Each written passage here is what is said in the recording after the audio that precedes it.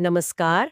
आज हम इतिहास के गलियारों से एक बहुत ही खास किताब तारीख-ए-फिरोज शाही पर थोड़ी गहराई से चर्चा करने वाले हैं। नमस्कार। हाँ, बिल्कुल, ये मध्यकालीन भारत को समझने के लिहाज से एक आप कह सकते हैं अहम दस्तावेज है। और ये सिर्फ राजा रानी की कहानी नहीं है ना? हाँ, इसमें उस दौर के समाज की भी झलक मिलती है। सही कहा।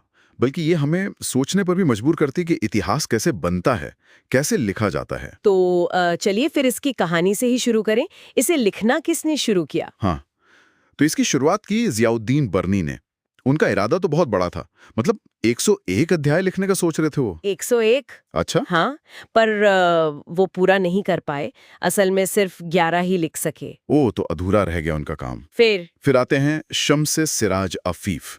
असल हाँ। नाम शम्सुद्दीन बिन सिराजुद्दीन। अच्छा। उन्होंने बरनी के छोड़े हुए काम को मतलब उठाया और उसे पूरा किया, और कमाल ये कि उन्होंने 90 और अध्याय जोड़े। 90? बाप रे! यानी बरनी के 11 और इनके 90? नहीं, उन्होंने बरनी के काम को आधार बनाकर अपनी किताब लिखी, जिसमें 90 अध्याय थे। अच्छा। तो जो किताब हमारे पास है अफीफ वाली, उसमें 90 अध्याय हैं। हाँ, बिल्कुल। और ये 90 अध्याय भी उन्होंने बड़े करीने से 5 हिस्सों में बांटे हैं। किस्म कहा गया है इन्हें। किस्म यानी सेक्शंस। हाँ, बिल्कुल। 5 किस्म, और हर किस्म में 18 अध्याय। वाह! ये तो काफी मतलब सिस्टमैटिक लगता है। हाँ, बिल्कुल। और इसका दायरा भी देखिए, काफी फैला हुआ है। मोहम्मद गोरी के हमलों से शुरू होकर तैमूर के आक्रमण तक की बातें इसमें। काफी लंबा दौर कवर किया है। हाँ, और खास तौर पर इसमें फिरोज शाह तुगलक के शासनकाल पर बहुत जोर दिया गया है। उसे एक तरह से दिल्ली सल्तनत का स्वर्ण युग बताया है। स्वर्ण युग मतलब शांति, खुशहाली। बिल्कुल, शांतिपूर्ण, समृद्ध दौर ऐसा दिखाया गया है। लेकिन यहीं पर एक पेच है शायद, क्योंकि मैंने पढ़ा कि यही किताब सल्तनत के ढलान की तरफ भी इशारा करती है। हाँ, ये बहुत दिलचस्प पॉइंट है।